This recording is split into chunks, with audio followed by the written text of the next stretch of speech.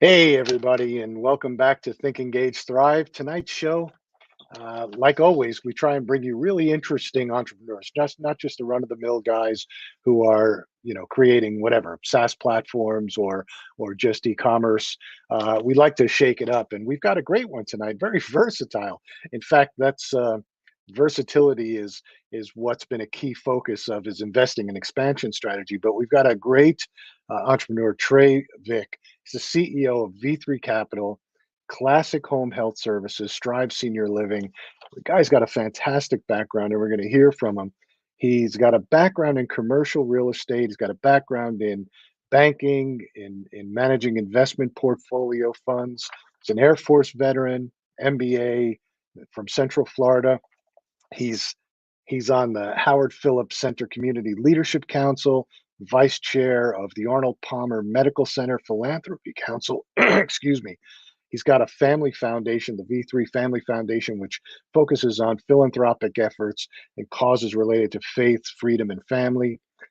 It's been noted by the Orlando Business Journal, 40 Under 40, a couple of times. He's just a great guy. And so we're going to hear his story about, again, how he became an entrepreneur, why he became an entrepreneur. I think some people are just sort of hardwired to work for themselves, and they have the vision and they have the ability and they have the idea. And his whole focus is versatility, as you've heard. He's very focused in a whole bunch of different things. So we're gonna bring him in and we're gonna talk to him again. His name is Trey Vick. So let's bring him in and hear his story. Hi Trey, how you doing? Hey, Phil, I'm great. How are you? Good, good. It's glad to have you. We had a little bit of a problem with technology at first, but we've gotten over it. So we should be in good shape. I'm Perfect. glad you're here. I'm glad you took time out of your life to come and do this with us and tell your story. So No, absolutely. Frankly, I was like blushing listening to you talk about me. I feel like I've been oversold. So hopefully, hopefully the next 55 minutes I don't disappoint. I don't think you will. Why don't you give us a little background, a little backstory, uh, sort of where you came from, what you've done in your life, and how you got to where you are today, and really why'd you decide to take that path? Sure. So you mentioned I'm from Florida, Central Florida in particular. Um, been in business environment as a kid growing up was all insurance oriented. Watching my dad, he was in private investigations on the insurance side, and just different things. Nothing real estate oriented for me, but I enjoyed watching him build that business, and always had a little bit of an entrepreneurial bug. And so what ultimately happened as I got into high school, I thought I was going to be a doctor. To be honest, I went to a medical magnet school. Um, Focused on sports medicine. And so that path quickly eluded me after a year of playing baseball at UNF in Jacksonville. And I had to take chemistry and realized that maybe medicine wasn't in my future as a doctor. Uh, so then fast forward, I actually finished up that year of school there in Jacksonville and decided to join the military. So that was somewhat of a curveball for my family, but I have a big military family, and so just my sister was in, my grandfathers were in, and something I wanted to do, and so joined the Air Force. Did that for 5 years. I flew a desk for the Air Force, so everyone asked me if I flew a plane. That's my canned response that I flew a desk. Finance troop there, focused on military pay and contract balancing. Really exciting stuff that you don't think about when it comes to the military. But great experience, extremely valuable on so many fronts. Probably the most valuable. Met my wife in the military and ended up having two kids in and one kid since I got out. So great experience. I learned a lot about business. Finished up school while I was in the military. For anyone that's never been in, such great opportunities for education alongside of serving the country. So that ended up getting associates, a bachelor's, and then when I got out of the military, went to UCF and got my MBA. So Oh, I am a local Golden Knight. So then, fast forward to those 5 years, I had a kind of a crossroads for me, and I decided I either needed to go to be an officer. So I had applied to OTS, Officer Training School, and been accepted, or get out and try my hand at private enterprise. At the time, our family was all here in Central Florida. We have a very close group and had 2 kids, and ultimately made the decision to come home. My grandfather at the time thought I was crazy for doing something like that with being able to go to OTS, but just felt strongly that family was important and wanted to come home and give it a shot. So came back to Central Florida. I actually went to work for the state of Florida as a bank examiner, which was a completely out of left field thing for me. I have a marketing undergraduate degree, so an accounting kind of finance position for the state was a little different. But I really wanted to learn banking. I had a lot of people that had been close with our family that had been successful in that arena. And I really wanted to give that a shot. And that was the best path suggested to me to kind of learn it from a little bit more of a credit oriented level instead of going to work like at a branch and working your way up on the retail side. So I did that for 2 years. Great experience, great education and training. Went up to DC for some of their schools at the FDIC, and so did that for 2 years. But then at some point, I was just ready to be in the private sector and out of public service work, and got a job in banking with Mercantile Bank. On the credit side, I was a credit analyst, underwriter for a commercial real estate portfolio. I did that for 5 years, worked my way through the bank as an analyst and a portfolio manager. Then I ultimately, when I left, I was on our real estate team there in Central Florida, including Tampa in the Brevard County area. And I loved banking. I thought it was a great way to experience and get exposed to businesses, see how they work, see how they do well, see how they sometimes don't do well, and just really absorb as much as I possibly could in that time. But I had an opportunity to go into the private investment side. And so I made the leap and did that, and I haven't looked back since. I was a executive for a big firm doing acquisitions for them for a period of time, and then a partner in a development firm for 5 years. And we worked together to build that company. Ultimately sold my interest in that business, and we started V3 Capital in September of 2017. So we had just celebrated our 6-year anniversary recently. And it has been a whirlwind of growth and excitement and challenges, but it has been an extreme blessing, certainly, to do that. Yeah, it's exciting. I just want to go back because I'm not familiar with officer training school. Is that, and you're saying your grandfather thought you were crazy for not doing it? Is that a big deal? Getting To some extent. Yeah, I mean, it's not like the academy. Don't let me oversell it. But you have to test and do a series of things to get accepted and go. So it's not. There is an application process, and if you get in, most people go. Is that right? So it was just one of those things that I just, like I said, the family was kind of the driver. And to be totally honest, the role I would have gone into was a navigator because I wanted to fly, but I have bad eyes. And I wasn't so sure that this is in 2004. I wasn't so sure we're going to have navigators in airplanes for the next 30 years. And I think from talking to some friends of mine that have retired and are still in, that probably was a good call. Yeah. So it sounds like it. Yeah. I'm sure that, yeah, that's a fantastic business. So, and then you got into you've got 3 separate businesses, correct? Or they're I do. So I didn't know how long I should keep talking about all that. So I figured I'd pause and see where we wanted to go. But so what we did when we started V3 Capital in September of 17, my wife, who was also in the Air Force, when we got out, I went banking in private investment capital and real estate, and she was in senior housing. And so right along this same time period, she had really had a passion for caring for seniors and wanted to open a senior housing brand.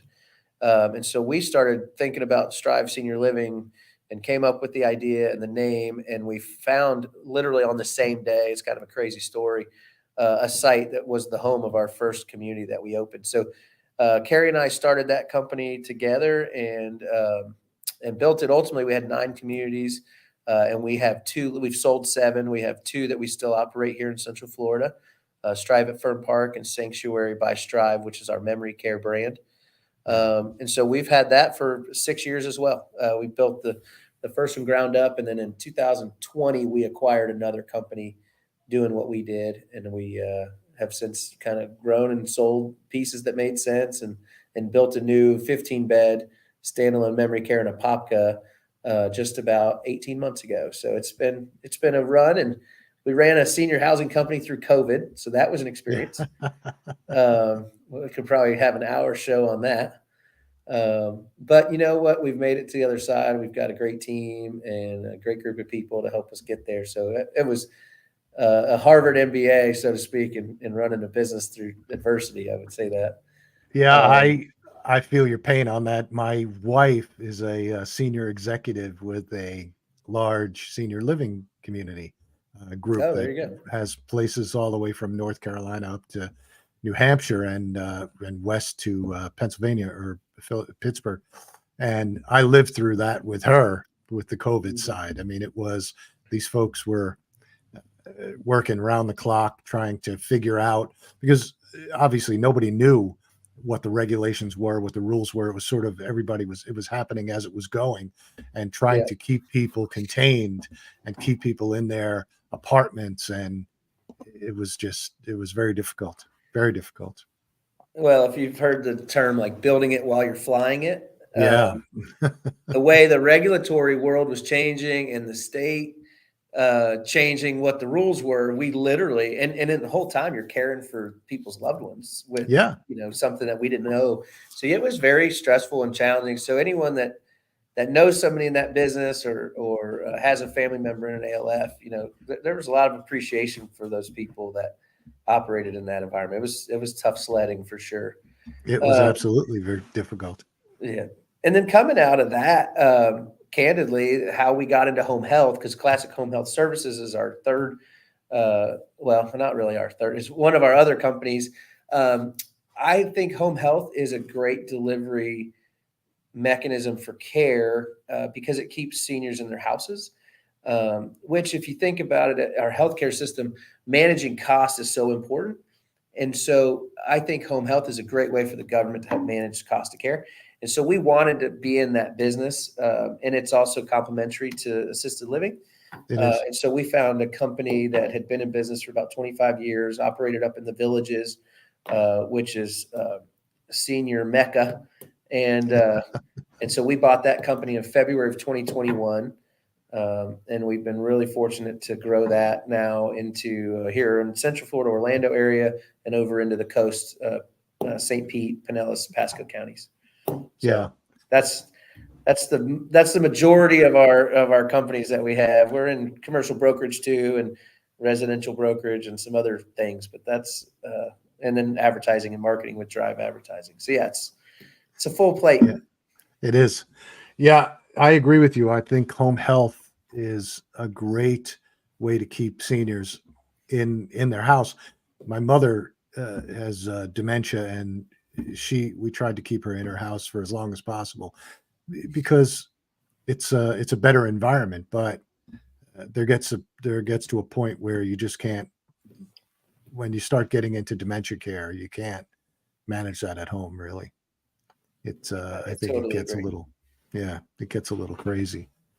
So, but is the bulk of your business or the businesses, is the bulk of it focused on senior living, or is it focused primarily on real estate, commercial real estate? Primarily commercial real estate. So V3 Capital is somewhat the hub of everything. So we've created a shared services model. So we have backbone accounting, HR, and kind of corporate support from V3 Capital across everything that we have. Right. I like that model. I think if you look at some of the best in owning diversified businesses like Blackstone and some of these big guys like that, the shared services model is so nice because you can take really high caliber people and service maybe 3 or 4 of these businesses individually aren't larger businesses, but when you put them together, it's a good sized company that you can get really high caliber folks that can help move the needle. And so that's been the strategy we've employed to do it. Yeah. Yeah, I would agree with you. I think, we have a client who's trying to do that with brands. So he has one main brand that he's got all the, the CFO, the accounting and operations, manufacturing, et cetera. And then he keeps going out and buying orphan brands and putting them in. And we're basically their advertising and marketing arm. So we manage all the sites and we do all their advertising online, et cetera. But it's an interesting model because, like you said, you can get efficient, you can get better caliber people the more you put on it. It's just a question, I think, sometimes of how fast you can move. I've seen some people do it too fast, and you can't just, I guess you sort of have to have the foundation built and solid before you can start piling on other companies to it. Would you agree with that? Or I would 100% agree with that. And even within, like I use our home healthcare company that we bought as a good example. We bought it knowing we wanted to grow it, and we knew we wanted to open up new ACA districts, and like that was always on the radar. Yeah. But when we got into it and realized there was some kind of macro things we had to organize and adjust and tweak and team building that needed to happen. And we refused to grow it until we knew what we already had was okay. Yeah. And I think that's a big challenge is if you just grow for growth's sake, but it's not fixed, you're only amplifying the problem. Yeah. It's like hitting a driver or a pitching wedge. On a pitching wedge, if you miss it left or right, it's only going to go 140 yards, so it's not going to be a big problem. But your driver, if you miss it left or right, it could go way left or way right. And so I think business is no different. Like if your base isn't right and you're directionally off a little bit, but you just run it down the road as far as you can, you could end up way far away from your target. And so that was something we employed early there, and it paid us dividends to be able to get the other districts open for sure. It's interesting that you went into more the service side because your background was really on the banking side and the commercial real estate, et cetera, side. So I thought that's pretty interesting that you would, head down that path. I understand your wife was the driver behind that, but still, it's very interesting that you would be able to do that and also be able to think about how to execute that business because it's very different than commercial real estate, right? It is. It's much more complex, right. Both from the regulatory environment and the people environment. Just the business aspects of it are complicated. It's made me have such a good appreciation for real estate, which also has its own intricacies, but something I had done for a long time and right. am very comfortable in it. And so, I would say our business is still heavily weighted commercial real estate. I mean, that is our core business as a real estate investment firm. But having these other tentacles is also very critical to the success of our real estate business because everyone knows real estate is cyclical. It booms, it busts. It's done it forever, and it'll do it again. And so by having this diversity of what we do, and you mentioned versatility in the intro, and that's why it's vision, value, and versatility. We're built to last. Like healthcare, when the real estate market changes, it should be a fairly stable constant that keeps our really strong team and good people that we've got great culture with busy that can help us grow. Plus, it creates need for real estate. Now, we own the offices that our home healthcare companies are in. We own the real estate that our senior housing communities are in. So there's an underlying string that connects all this stuff that not everybody sees. Some people look at us and say, well, my wife's even told me she thinks our companies represent my ADD because we're in all these different things. But they're really more interconnected than you think if you intentionally try to connect them. Yeah. Another odd example, like one of our property managers has a strong passion for seniors. And so with us owning an assisted living company, she can volunteer there. She can be exposed to that aspect of it. And so it just creates unique opportunities that not everybody can do. So it's awesome. I love it, but it's challenging too. Yeah, but commercial real estate, you're not so heavily dependent on the human resource side of it. Whereas senior living and assisted Absolutely. living, and you've got that human resource side. But you're 100% correct, because now you're going into the baby boomer generation that are exiting out of business and retiring, and so that whole side of it is just going to continue to grow. Yeah, I mean, to your point, so probably 75% of our revenue comes from commercial real estate, and about 25% of our people are V3 Capital card holders. Like, so it shows you how different the people part is of what we do. So yeah, I felt that. Yeah. Especially with the hiring challenges and insurance and all the things that have been going on with any large employer or small employer, any size employer, really. Well, a human resource element is always, especially in senior living, because there's a culture that has to permeate, because you're taking care of somebody's loved one. So you have to make sure that those folks are trained, that those folks are focused on the correct things, and that they're following the processes, procedures, right? And then, so hiring the right people, I guess it starts really with hiring the right people, right? Absolutely. And I would tell you that's every business starts with that. Yeah. But especially when you look at a care delivery model, like, again, I love real estate. I mean, it's my passion, and it always will be. But the room for error is a little broader on the instant decisions. Like, if you make a poor decision in an assisted living community or in a family member's home that where you're delivering care, like, that can be very detrimental. So it does help you in the detail and the operations, which we've then kind of transitioned some of that learned information into real estate to make us better real estate operators too. So again, it is slightly related in that, and it's been good. That attention to detail is perfect in all businesses. Yeah, I agree with that. Do you think that there's been a shift or a change in the commercial real estate side since post-COVID?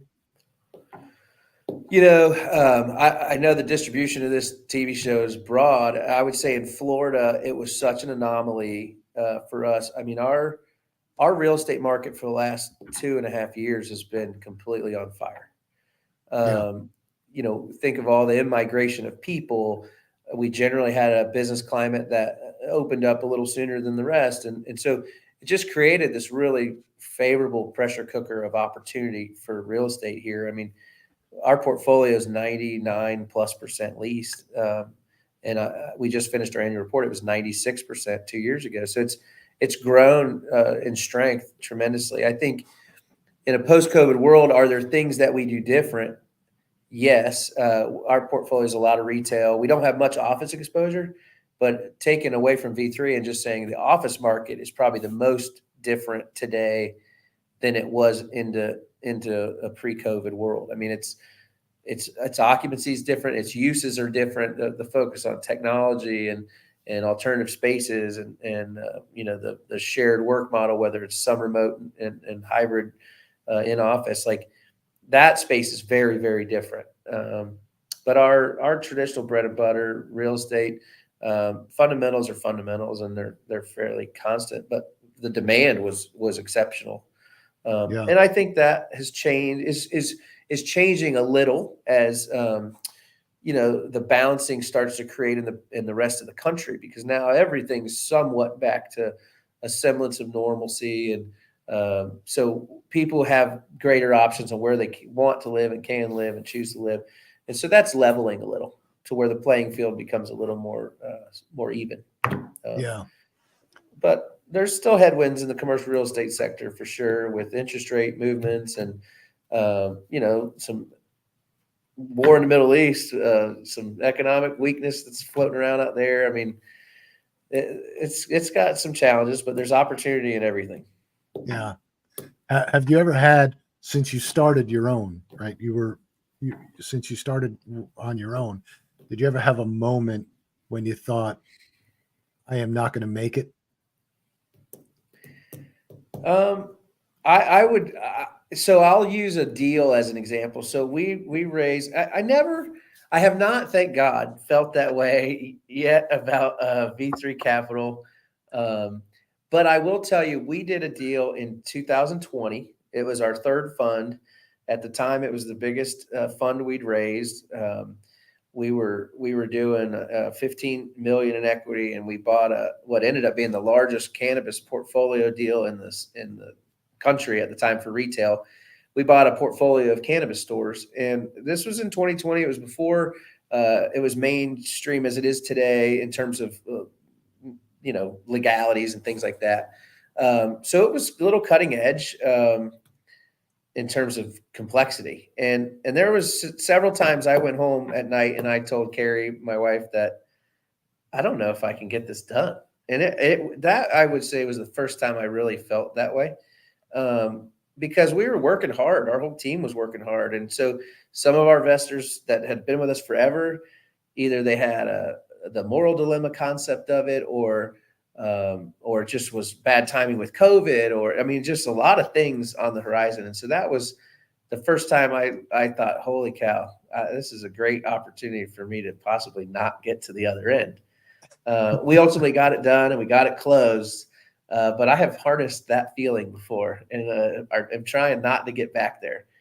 But It's powerful in some regards too, because if you truly believe you can't do something, but then you're able to get it done, it's very, very empowering. Yeah. And that's how that went, because I was honest with everybody. I had concerns about getting it done, but we did, and it's worked out so far. When you said you bought a portfolio of cannabis stores, did you buy the operations or just the real estate underneath the stores? Just the real estate. I had that conversation with my pastor at church. Because when that deal hit the newspaper, I got a call from my pastor that said, should you be buying, marijuana stores in Florida? And I said, well, just for the record, I'm only a landlord. It's not like I'm selling cannabis. So no, we are just a landlord of the stores. That is a business I don't want to be in the operations of. No disrespect to the cannabis industry. No, I understood. No, that's also a complex business. We had somebody on a couple of weeks ago, great entrepreneur. He's been mostly focused on fashion and retail, and has been advising a cannabis company in the New York market. And it's very complex. It's not something that I would want to get into personally, but from the operations side. But it's funny. We had a number of prior guests talk about the time when they had that doubt moment where they thought we may not make it through. And they said, it really is a point where it sort of separates you and really makes you think about whether or not you have the ability to continue.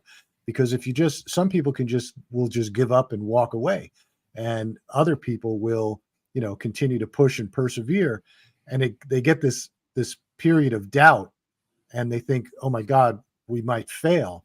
But failure doesn't mean that you're going to die, right? Nothing's going to happen to you. The most that happens is, okay, if you fail at this, you can pick yourself up, you're still alive, you can do other things. But and that sort of mindset is what helps people, I think, persevere through and see it to the end, whereas some people won't see it to the end. They hit that obstacle, they hit that wall, and they go, this isn't for me, I'm going to go back to working for somebody else. Well, and I think fear is the right word, and I think most people have a strong sense of fear of failure, and then it becomes a definition issue. Like, what do you define as failure? Like, do you define taking a risk, putting everything you can into something and trying to make it work, and just for its lack of success, is that truly a failure? I don't know. It depends. There's different ways you look at that, but I think that's the difference. Everyone's fearful. Like every time someone gives a speech in front of 10,000 people, I don't care how often you do it, you get butterflies in your stomach just like the next person. You're fearful. but you've been there, you've done that, you've overcome it before. So that's the same, I think, strength an entrepreneur gets, that the more you're always fearful of your next move. Every deal we close, ask one of our acquisitions guys, I second guess myself at every closing. It's super annoying to them because I usually 2 or 3 days before we close, and it could be $1 million deal or a $25 million deal, and I have them walk me through the whole deal all over again as if it was from scratch, because you have that healthy fear of not wanting to fail, but through your experience, you're comfortable that you're making those decisions that are in the best interest of your investors and of the company and all those right things. But yeah, I think fear never goes away, and to some extent is really a strong thing if managed right. I would agree with that. I agree with that. I think fear sometimes motivates me. Fear of not so much failure, but just fear in general of what's happening, or because I know if something happens, again, I'm not going to die. I'm just going to have to do something different. But yeah. Well, and to that point too, I think when you look at people and entrepreneurs that have the bug and want to do something, fear keeps them from doing it so much. And so it's like I've talked to countless people that have an idea or want to do it and just can't get over the hump to do it. There's always, it's kind of like when you decide to have a kid, like you always want to have a little more money in the bank or be a little more established, a little further in your career. Carrie and I had our first kid at 20 years old, so we didn't really subscribe to that, but you hear it all the time. It's the same with a business. Like there's never the perfect time. If you have the idea and the passion and the idea, the time is now to go do it. Like, don't be fearful, just take the swing, And I think back when I got out of the comfortable, umbrella of banking with a good salary and comfortable benefits and stock options and all the things as a corporate expense account, all the things that make you feel comfortable. And we made that leap. I mean, we probably weren't all that well financially prepared. I mean, yeah, but we believed it was the right time to do it. And it was challenging, but you buckled down and figured it out. I guess there was when I, to your earlier question, when we got out of banking, and I had become a partner for my first time at a development company, after about 7 or 8 months, the pipeline that we thought we had wasn't the pipeline that we had. Right. And it got down to like, oh no, we had a runway of capital to get us to where we need to go. And we were looking like we were running out of runway and not gaining enough lift, So that actually was such a blessing too, because it made us pivot into a whole different segment. We were pure development at that time. And that was the first time we started doing acquisitions because they're quicker. You could find the real estate a little easier. You get through it quicker. And that really started an acquisitions focus for us that has paid us huge dividends. So it is that adversity that gets you into the doors that you don't know you need. Yeah. Well, the pivot, I've never heard any entrepreneur of any business not mention the pivot, because again, even in my life of starting businesses, I've always had to pivot. We start out with one focus and we turn it to something else. Even now with what we do as an agency, we've changed 3 or 4 different times. We first started out just solely focused on building websites and marketing and advertising. And now we do a tremendous amount of social media, which I had to hire different type of people, different skill sets, more focused on visuals and editing and that type of thing. But we've had every single entrepreneur that we've had on has said something about the pivot, because you need to, and you need to understand when you need to do it, because there are some people out there that just are steadfast. And they think that they're just going to continue and continue and continue. I think WeWork is a great example of that, where they just held true to what they were doing. And I mean, you're signing long-term leases and high and getting short-term rental. I mean, it never made sense to me. That shared office space piece, I don't know if you have any thoughts on that, but that shared office space never really made a lot of sense from a business perspective. I think in small doses, there's a place for it. I mean, this is an entrepreneurial show. You talk about these one-off entrepreneurs that are really trying to get their start, and they're sick of sitting in their kitchen table with their laptop open doing what they're doing. And I think I say that because it was a pivotal thing for us when we first got our own office. It's like you finally feel real. Yeah. And so to some people, I think that is a really important step, and that shared office world helps them feel real sooner. Yeah. But where I think you hit the nail on the head is like you're signing these 10-year deals in these high-rise towers in big urban environments with huge blocks of space. You're relying on a lot of entrepreneurs that aren't ever going to grow out of that space. Yeah. And I'm not sure that was really the way to bet. I think we now see how it goes. But I think in small doses, there is a play for it. I just don't know if it can be commoditized like it was across the country, the way it was done. I agree with you. I don't think so. I mean, you see the big one out there, which was what, Regis, right? And they usually do it when they buy an office building, and they'll take one floor of the office building, but they won't turn the entire office building into it. Right. And then we have the incubators and the and those type of places downtown where they're usually supported by some sort of grant or something, or they have cheap space, right? Under Armour, Kevin Plank, he bought this old city garage and turned it into a space for that. But the rent that those guys pay is really nominal, and then it works, sure. But and you're right, you get that feeling because you're going somewhere every day. You've got the sign on the door, you've got your desk, and it makes you feel real. And all those guys want to get big enough so they can get out of there at some point. But some of them stay for a long time.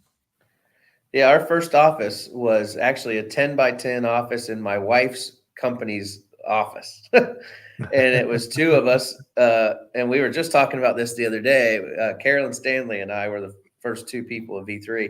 And then I had a guy named Manny Naya, who was our part-time controller. They're both still with us now. But when he would come in 2 days a week, I had to go work out in the hallway or the conference room because they were both sitting in that 10 by 10 office. And so we went, and about 9 months in, we signed a lease for I want to say it was 1,800 square feet, maybe 2,000 square feet. And there were still only 4 of us that worked in the company. Yeah. And Carrie thought we were crazy. She thought we were just like leasing a little clubhouse to go hang out in during the day. But it was like a goldfish in a fishbowl. Give us a bigger fishbowl, we'll fill it up. Yeah. And I look now.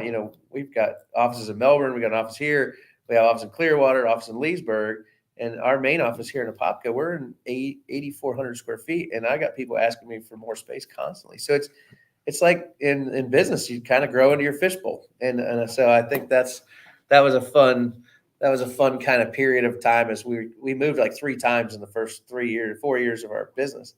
Yeah. But that's nature of the beast, You grow. That's what you do. Yeah. It's always fun. I started in 2000. One of the businesses that I started was a skincare line, and we didn't have an office to go to, but I owned this house that I was renting to people, and the lease was up and nobody was in it. So I just moved everybody in there, and I thought it was a very funny time because it was an e-commerce play. We were on shopping channels, and we were on Amazon, and we were on a bunch of places, but we also, had a website, and we were fulfilling orders, and we had people in all the bedrooms. That was their offices. And, at 4:00 every day, we would come downstairs, and we would fulfill all the orders that we got in from the day on the website, we had it all staged in the living room. It was fun. That lasted about 2 years, and then we had to move to a warehouse, and we had, offices with the warehouse. So, but it was those times are sort of fun because everybody's really close knit and everybody's working towards this common goal of growth. And yeah, it's invigorating sometimes. Well, and that kind of builds your cadre of stories over the years, like we actually we do an annual retreat every year. We've done it since we started the business, and I think it's really important. And it's gotten bigger every year, but it's great because we always make sure that the origin story of the company is part of the retreat.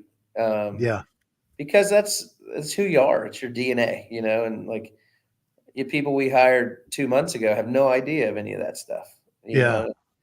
and it's not that far removed, right? I mean, we're only 6 years old. So I think, I think it's fun to tell it's like telling stories about your kids when they get older. Yeah. Yeah. Exactly. It's the Yeah, it's same great. thing. Yeah, absolutely. So let me ask you a couple of questions about entrepreneurship. What qualities do you think entrepreneurs need to be successful in this world? I would say one of the biggest ones, and I don't want to overplay it, but flexibility and versatility, I think, is so important. I know people that they struggle to move forward because they don't have something completely figured out, and I think entrepreneurs aren't as successful as they could be. Doesn't mean they won't be successful, but they're not as successful as they could be if they're always waiting for it to be perfectly orchestrated before they take the next step. Yeah. You can do too much of that, but I do think it's an important trait is to be comfortable with the unknown and be confident that you will find the best possible solution in the situation you're in. And I think that's one of the most important. Um, I think entrepreneurs have got to have a risk tolerance. You can be a conservative entrepreneur and it's fine, but there's risk in everything we do. There's a risk to walk out your door in the morning. Yeah. And so the greater you can tolerate risk, or even maybe identify risk, and maybe that's even more important. Like never take a risk that you don't know you took. I think those are important traits because you're going to encumber that or experience that the whole process. There's always the next investment you need to make or the next thing you have to do, and your best grasp of risk, I think, helps you make it for the long run. And then I think you legitimately have to care for people and your team and what it is that you do. I think passion is maybe sometimes overused, but if your heart's not in what you're about to embark on as an Yeah. entrepreneur, I don't know what that looks like in the long run because it's tough, right? Everybody has that moment where am I going to make it? Is this going to work? And that passion carries you through too. So I think being passionate and being able to take some risk and being flexible and versatile and creative. I think all those fall into categories that make entrepreneurs really successful. You can hire out a lot of the other stuff, like you don't have to be some financial wizard, but some of those traits for people to really be able to be led by you and for them to want to follow you, I think you need to express a lot of those traits for people. Yeah. I think what you said, comfort in the unknown, is a powerful one because you do have to be comfortable because you don't know. You don't know what's going to happen every day to day when you're doing, a startup or any kind of business. I, I talk about it on this show a lot. I did my first business when I was 27 years old, and it was an utter disaster. It was a breakdown. I was a terrible, terrible leader. I was a terrible manager of process. It was just an awful 4 years. But I walk around with that in my head with every business that I do, or even in my thought process, because I remember what I learned from that whole experience, because Yeah. it was devastating for me because I thought I knew what I didn't know, and you Yeah. know, but I still, and that was a long time ago, but I think about it, and it's taught me a lot. But yeah, but And that's probably leadership, another one too, is confidence. Like you had to have some innate level of confidence to overcome that issue and then do it again. And so I think entrepreneurs have some kind of embedded internal confidence too, because that's what allows you to tolerate the setbacks and have the perseverance to get to the other end. yeah, it was really it was eye opening because you had brought up leadership as well and getting people to follow you, but it was really eye opening how important that was because I was a horrible leader at the time and a horrible manager of process. And after I sold the business and I went to graduate school, got my MBA. Not that that solved all the problems, but it really helped me think about things in a different way. And then I moved on and I did start another business, and I really focused on that whole leadership process. So, but yeah, I think, you know, I think that having confidence as an entrepreneur is important. But I do think that leadership, no matter what you do in this world, leadership is an important trait to have. Um, but fear of, not being afraid of the unknown is probably one of the most important things that I think you hit on. So Yeah. yeah, that's great. Let me ask you a question. How, what what obstacles do you have to overcome in your business that happen all the time? Hmm. Well, if you look at real estate, obstacles are usually external, right? So it's interest rate environment, it's the macroeconomic environment. Sometimes it's the weather, hurricanes, tornadoes, those kinds of things. Uh, Insurance pricing. I mean, there's no shortage of them. I mean, there's always something. You know, Things that you can't control. evolution. Yeah, evolution of environment.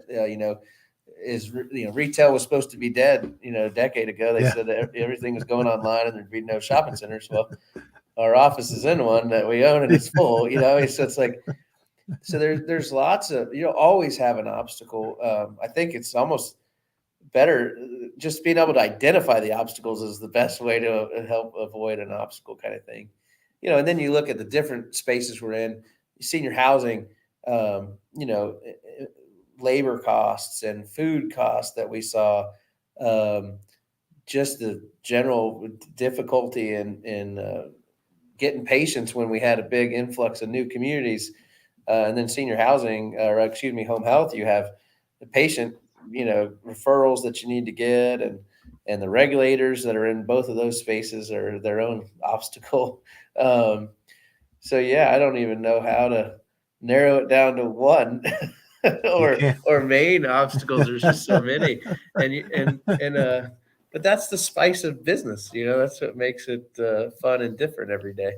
Yeah, that's true. That it does, and Not always stressful. fun. I probably overrepresent the fun word. There's plenty of those obstacles that aren't all that fun, but I think that sometimes things aren't fun or funny when they're happening, but when you look back on them 10 years ago or 5 years ago, then you say, "Well, that was pretty funny." But yeah, I'm a big mindset person too. I believe that if your mindset is that in whatever environment you're in, it's the most difficult or challenging environment you think you've ever been in, it will be. So they become yeah, somewhat self-fulfilling. Like when I'm sick, which was recently, I wasn't feeling good, and my wife would always ask me like, "Well, how are you feeling this morning?" I was like, "I feel great." And yeah. I might be coughing up a lung or sound terrible, but it's like I'm going to say to myself, "I feel good," and hope that it starts to come true at some point. And so there is a mindset that's really powerful. I tell a lot of our team that, like, just keep a positive mindset, and you'll be surprised at the amount of positive things that happen. So, to I that agree. point, when you're in a tough spot, even though you got a regulator just walked into your assisted living community or your home health office, get through the other side of it, and it'll be better. If you assume I it's going agree. to be bad, it probably will. I agree. I agree with you. So, what's something outside of work that you're particularly passionate about? I know you have all these other things that you do. The Arnold Palmer Medical Center. You seem to be very tied into, medical community. You mentioned your church. I've always, even from being a banker early on, I really enjoy community service that's outside of your business. So there's a lot of people that do trade organizations and things that relate to what they do for a living. But I've always tried to have at least one thing that had nothing to do with our business. And I guess now it's slightly connected because I'm in healthcare, but I've been involved with Howard Phillips Center for Children and Families for 12 years now. Um, and that's an organization that focuses on the whole family unit. It's all about child abuse prevention and awareness. It's about taking families that maybe don't have great examples of what it is to be a mom or a dad, or maybe didn't go to college, or how to find a good job. It really is a teach people how to fish organization and not handing out fish. And I love that about it. Great success stories. So that's something that's always been important to me personally and my family. And I spend a lot of time with them because the outputs of what they do is so good. And kind of in concert with all that is why we started our foundation. We started that 2 years ago and kind of created those pillars of faith, family, and freedom. Freedom tying to the military and veterans, and freedoms given to us by being in the country of the United States of America, which is amazing. Faith, I think it's the root basis for all of us to have faith. And then our families, it's your nucleus, and families defined differently to a lot of people. But those are the three things that we feel strongly about investing in. And we're very blessed with how our business has afforded us the opportunity and resources to invest in those things. And so I touch all those spaces and different things that we do. And I do believe that the more you focus on an outward mentality of how do you invest in others and organizations, somehow the resources always seem to be there when you need them. And that's been an experience of ours for the last, 20 years of being in this business. But yeah, I think community minded. We do something in this company, which is kind of cool. We did two things this Christmas.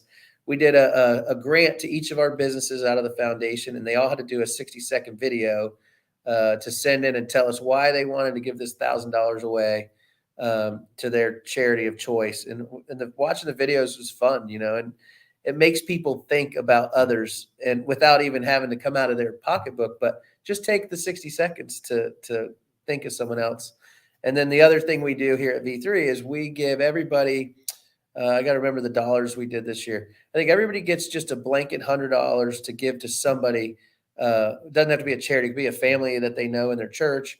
And then we'll match another $150 for their investment. So that's been fun because even though the dollars aren't big, we keep getting more and more people. It ends up adding up quick. But it's the mindset and really trying to get that mindset to permeate our whole team because and a lot of them have it. Don't get me wrong. That's not something we've instilled in them, but it's just fun to watch them look and find opportunities that they maybe wouldn't have been looking for. So that's something that we've done that every year we've been around, and I love this time of year doing that. So that's fantastic. Those are some of our community oriented things that we do. That's a really great thing to do. And I agree with you. It gets people focused on others and making a difference. We're almost out of time. It's been great talking to you. You have any last minute words for anybody? Any last minute words of inspiration, or I don't know how inspirational. I'd say first, thanks for having us on the show. This was fun. I do enjoy doing stuff like this, and it's nice to talk about kind of different things that you experience. And then I would just say to any of the entrepreneurs out there, do it. Don't worry about what's going to happen tomorrow. Have a plan that you can execute, and then go take a step towards doing it. Stop waiting for the time that's going to be perfect. Just take a step towards doing what you're doing, and then keep taking the next step tomorrow. And you'll be amazed at where you end up at the end of the day. So that would just be my last parting advice to the entrepreneurs of the world out there is just do it. Like in the words of Nike, just do it. Yeah. I agree with you. I'm a big proponent of just getting out there and starting, journey of 1,000 miles begins with one step. So absolutely. Yeah. Absolutely. Pleasure having you on. I really appreciate you taking the time to be with us, and great stories. I love what you're doing, and very inspirational. Thank you, sir. I appreciate it. Same to you. Thanks for having us. All right. Thank you. I got to do a couple of closing things. So. All right. No worries. Have a good night. Righty. I'll see you. Yeah, great. I think great stories. I think the ending was really, really interesting, right? Because he's not only does he have a business, a lot of times you see people that have businesses, but they're not really focused on getting their people involved with giving back. Maybe they set up foundations to make themselves feel good, but this is more active, right? He's giving people motivation, wants them to think about it. So I think that was pretty inspirational towards the end. But some of the things he said, again, we'll go back and rewatch this once it's on the platform, because I think some of the things he says about entrepreneurship and entrepreneurs, really good advice. So a pleasure having him. And next week we've got, I think we have another AI group coming on, but we'll see you next week, trying to bring you the best and the brightest out there to give you some inspiration. Like you said, if you're thinking about taking that step, just go and do it. So again, we'll see you next week.